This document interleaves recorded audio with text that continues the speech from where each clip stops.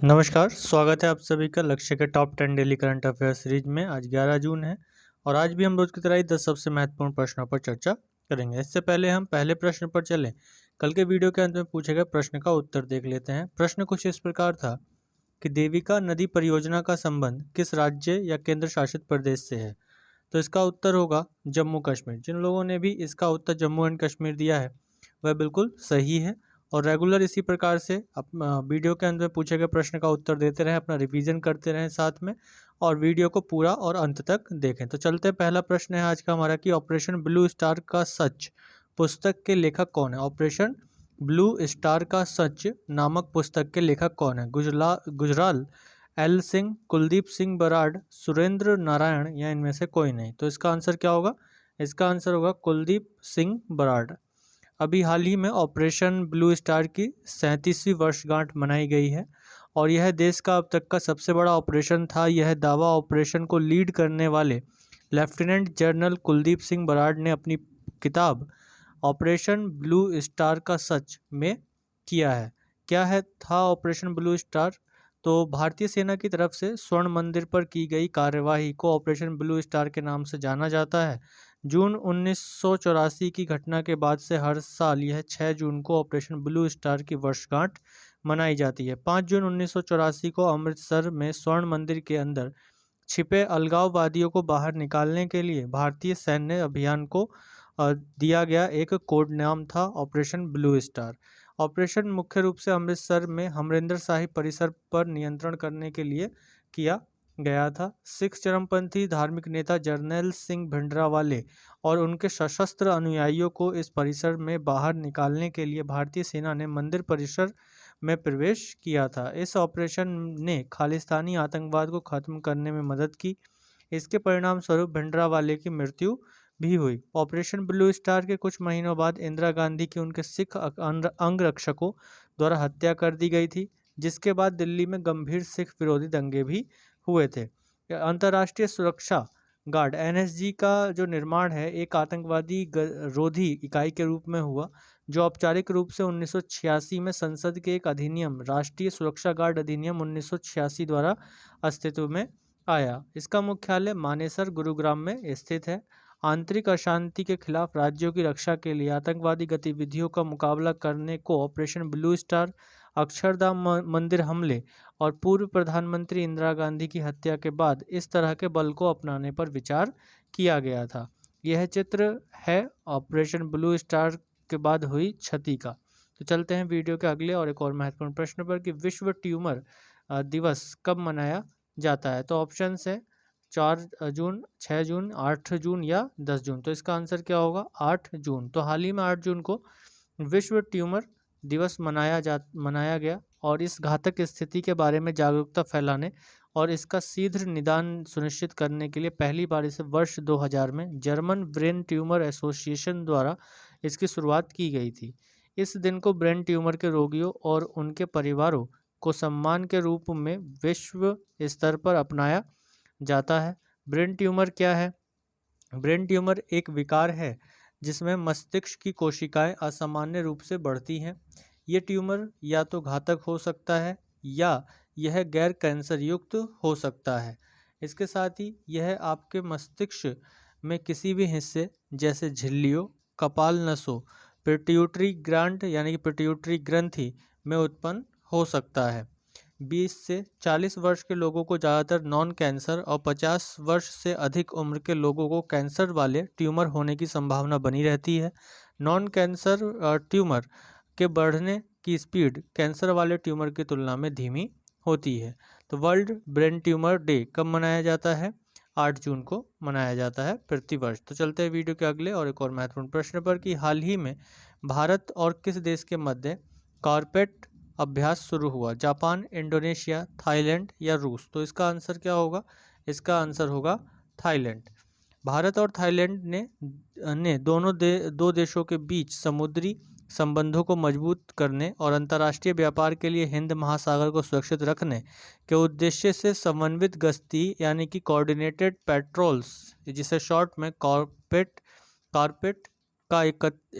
कहते हैं, इसका 31वां संस्करण शुरू किया गया। कॉर्पेट अभ्यास यह पहला द्विवार्षिक अभ्यास है जिसमें भारतीय नौसेना की ओर से स्वदेश निर्मित नौसेना अपतटीय गश्ती पोत सरयू और थाईलैंड की ओर से HTMS कार्वी हिस्सा लेंगे।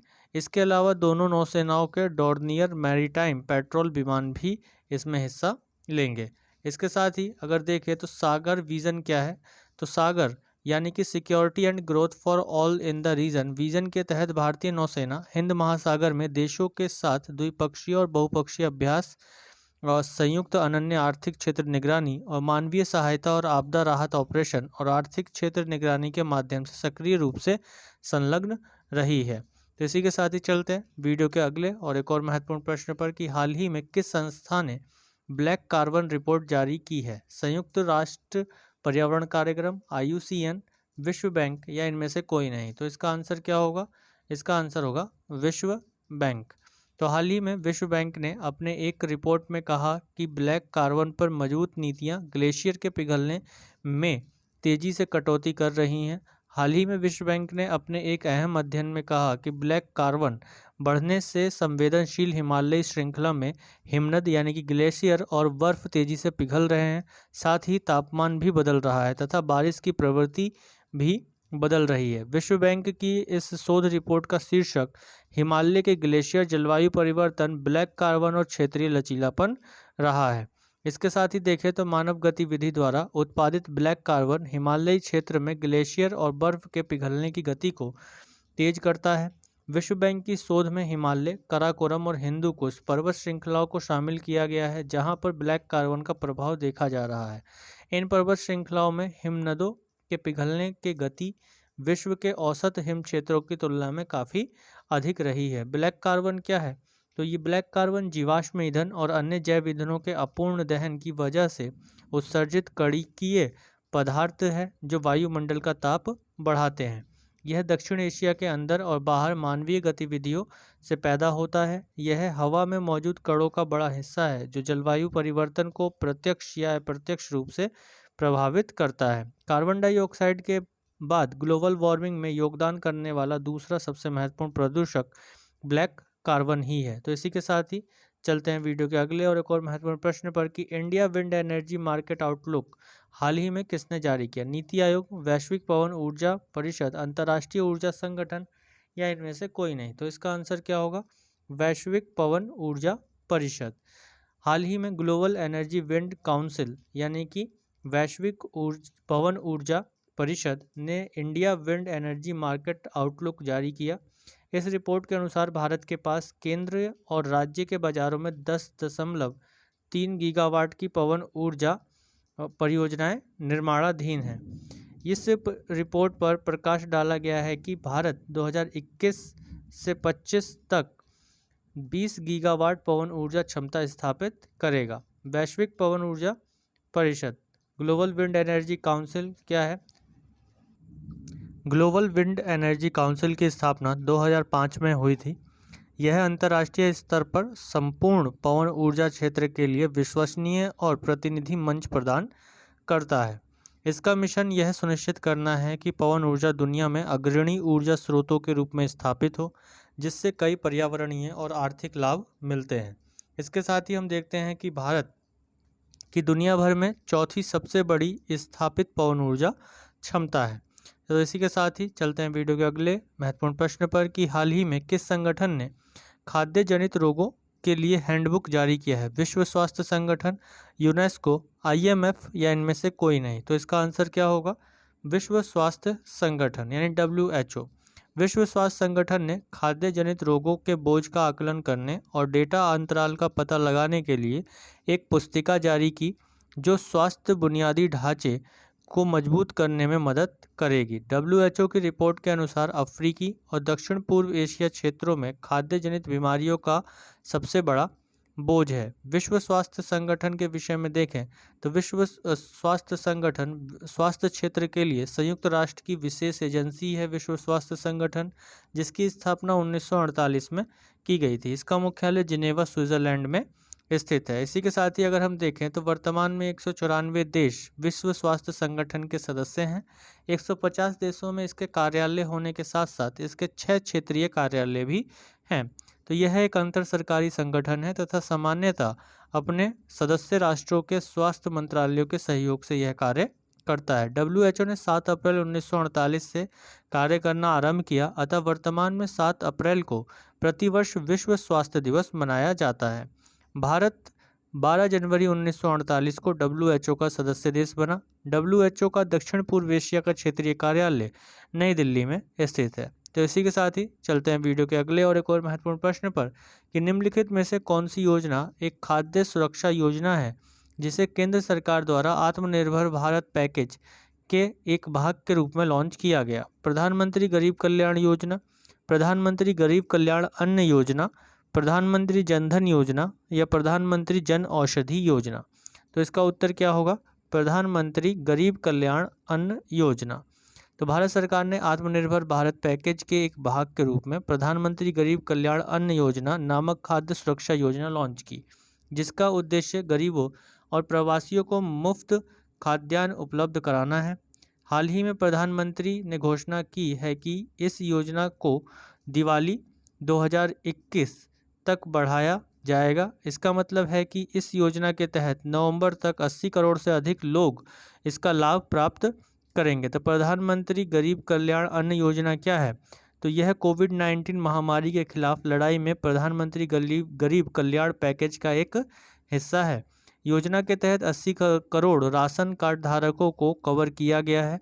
योजना की घोषणा 3 महीने यानी कि अप्रैल, मई और जून के लिए की गई थी, लेकिन इसे अभी हाल ही में आगे बढ़ाया गया है।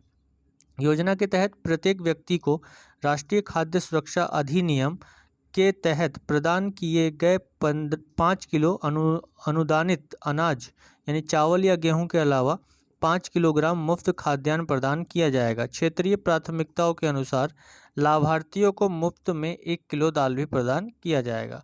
तो इसी के साथ ही अगला और एक और महत्वपूर्ण प्रश्न कि किस राज्य ने छत्रपति शिवाजी पर एक लघु फिल्म छत्रपति शिवाजी महाराज शिवराज्याभिषेक दिवस रिलीज की है? तो ऑप्शन है महाराष्ट्र, गोवा, मध्य प्रदेश या इनमें से कोई नहीं। तो इसका उत्तर क्या होगा? इसका उत्तर होगा गोवा। अभी हाल ही में गोवा सरकार ने छत्रपति शिवाजी महाराज के राज्याभिषेक दिवस के अवसर पर एक लघु फिल्म छत्रपति शिवाजी महाराज शिवराज्याभिषेक दिवस जारी की है। इस फिल्म को कोंकणी और हिंदी वर्जन में रिलीज किया गया है। इसमें गोवा के इतिहास और पुर्तगालियों के खिलाफ गोवा की लड़ाई में शिवाजी की भूमिका को शामिल किया गया है। गोवा सरकार ने छत्रपति शिवाजी महाराज द्वारा निर्मित किलों, मंदिरों का जीर्णोद्धार करने का भी निर्णय लिया है। तो इसी के साथ ही अगला और एक और महत्वपूर्ण प्रश्न कि हाल ही में सुर्खियों में रहे सुनील छेत्री किस खेल से संबंधित हैं या किस खेल से संबंध रखते हैं? बैडमिंटन, कुश्ती, फुटबॉल या टेनिस? तो इसका उत्तर क्या होगा? इसका उत्तर होगा फुटबॉल।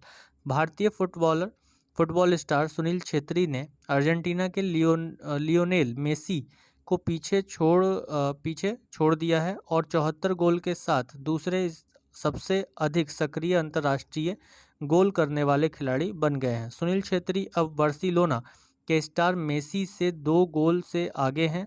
यूएई के अली मबखौत 73 गोल के साथ तीसरे स्थान पर हैं। छेत्री ने 2022 फीफा विश्व कप और 2023 एएफसी एशियाई कप के लिए संयुक्त प्रारंभिक क्वालिफाइंग राउंड मैच में बांग्लादेश के खिलाफ यह उपलब्धि हासिल की है। क्रिस्टियानो रोनाल्डो के बाद छेत्री सक्रिय खिलाड़ियों में दूसरे सबसे ज़्यादा अंतर्राष्ट्रीय गोल करने वाले खिलाड़ी हैं, जबकि अब तक के 10वें सबसे ज़्यादा गोल करने वाले खिलाड़ी।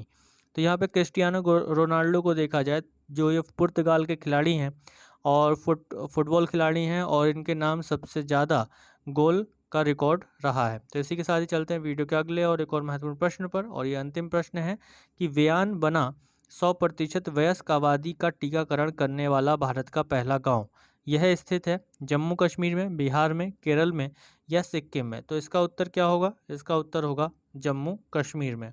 जम्मू और कश्मीर के बांदीपुरा जिले का एक सुदूर गांव व्यान कोविड-19 के खिलाफ अपनी सभी वयस्क आबादी का टीकाकरण करने वाला भारत का पहला गांव बन गया है। इस गांव को जम्मू और कश्मीर मॉडल के तहत कवर किया गया था, जो पूरी आबादी का टीकाकरण करने के लिए 10 सूत्री रणनीति है। इस मॉडल के तहत पहली रणनीति बूथ स्तरीय प्रबंधन है, जिसमें पात्र जनसंख्या सूची तैयार करना शामिल है। इसके बाद वैक्सीन ऑन व्हील्स है, जिसके तहत स्वास्थ्य अधिकारी दूर दराज के क्षेत्रों में लोगों को टीकाकरण के लिए पहुंचते हैं। तो ये थे आज के हमारे 10 सबसे महत्वपूर्ण प्रश्न। चलते हैं वीडियो के अंत में पूछे जाने वाले प्रश्न पर कि हाल ही में किस देश को संयुक्त राष्ट्र आर्थिक और सामाजिक परिषद के लिए चुना गया? भारत, ब्राज़ील, चीन, फिजी। तो इस प्रश्न का उत्तर आप सभी लोग कमेंट बॉक्स में देने का प्रयास जरूर कीजिएगा। वीडियो के अंत तक बने रहने के लिए आप सभी का बहुत बहुत धन्यवाद। वीडियो को लाइक, शेयर और सब्सक्राइब करना ना भूलें। जय हिंद।